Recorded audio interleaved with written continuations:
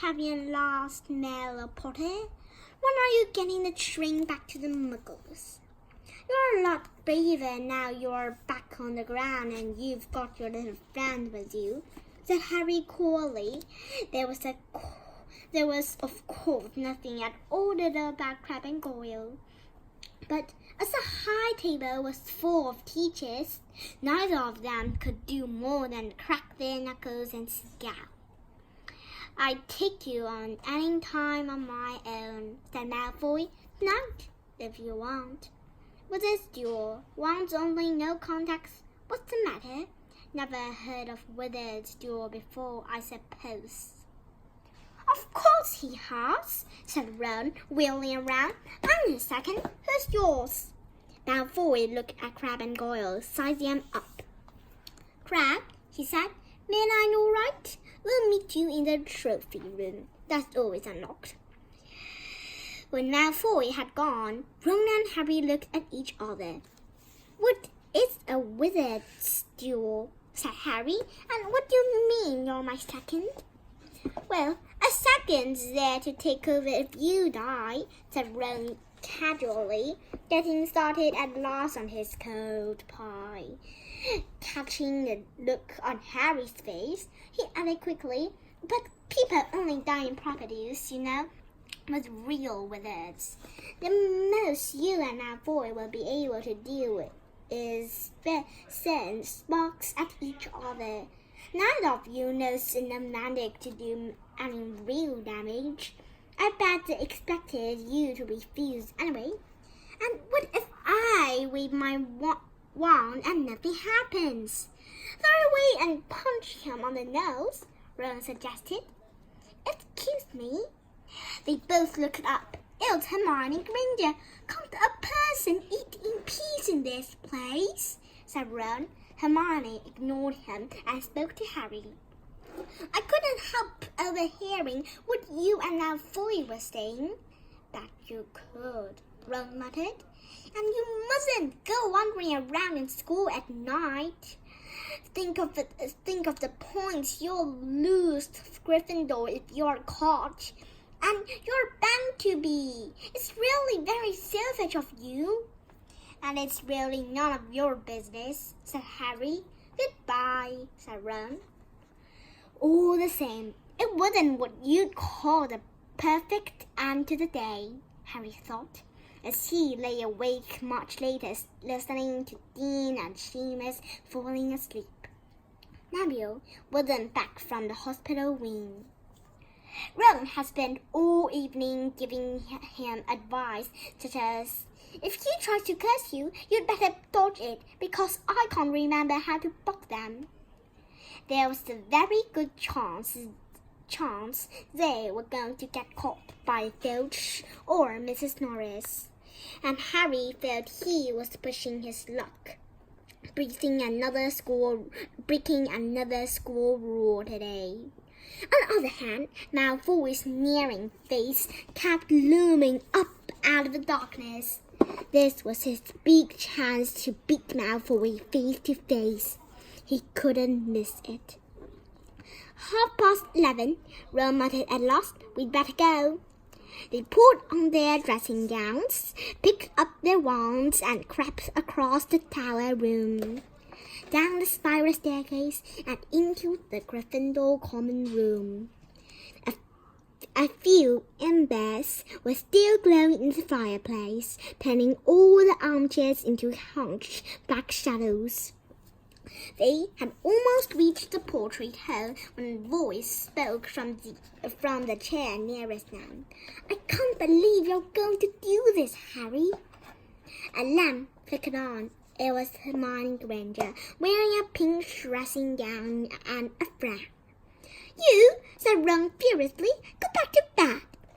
"I almost told your brother," Hermione snapped. "Percy, he's a prefect. He'd put a stop to this." Harry couldn't believe anyone could be so interfering.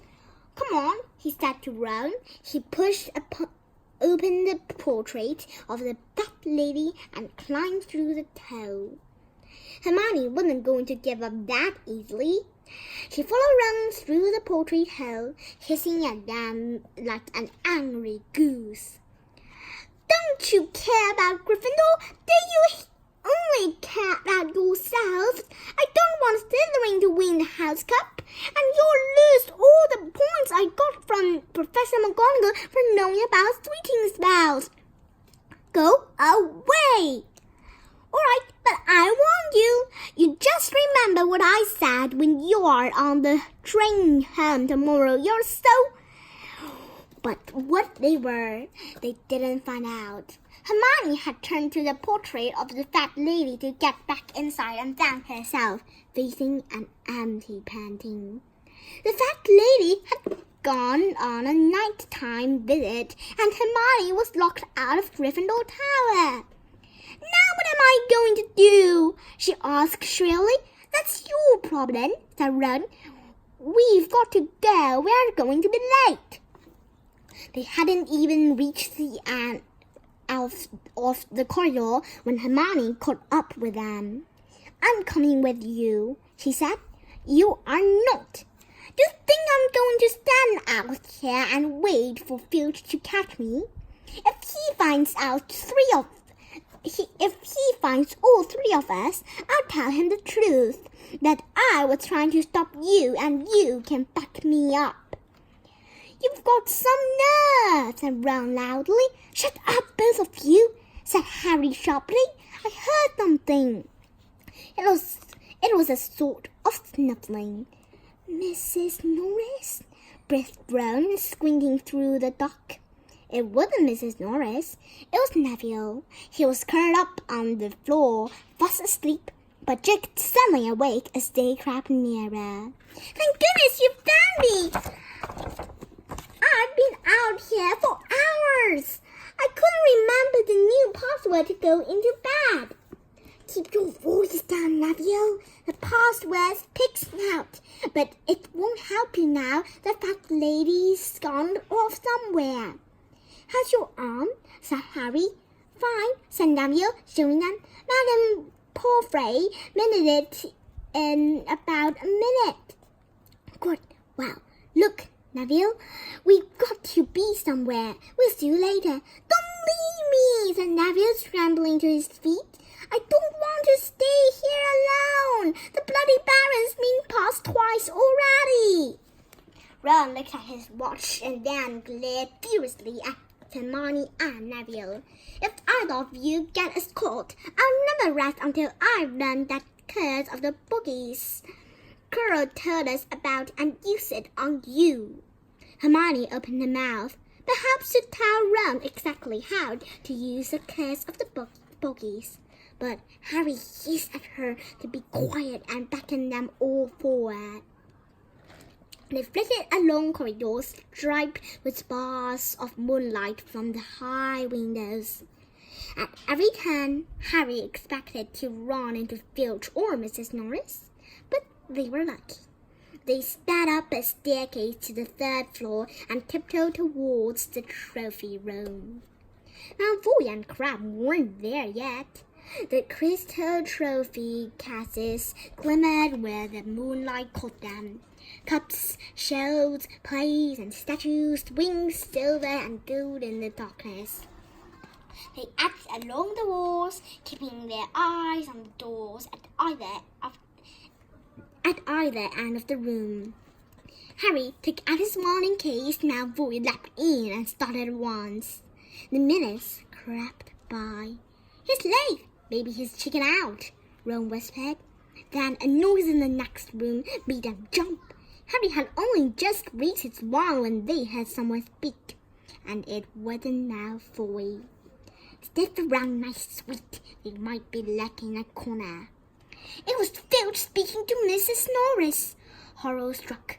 Harry waved madly at the other three to follow him as quickly as possible. They scurried silently towards the door away from Filch's voice. Neville's robes had barely whipped round the corner when they heard Filch enter the trophy room. They're in here somewhere. They heard him mutter, probably hiding. This way. Harry now to the others and petrified, they began to creep down a long gallery full of suits of armor. They could hear Filch getting nearer. Neville suddenly let out a frightened squeak and broke into a run. He tripped, grabbed Ron around the waist, and the pair of them tumbled right into a suit of armor.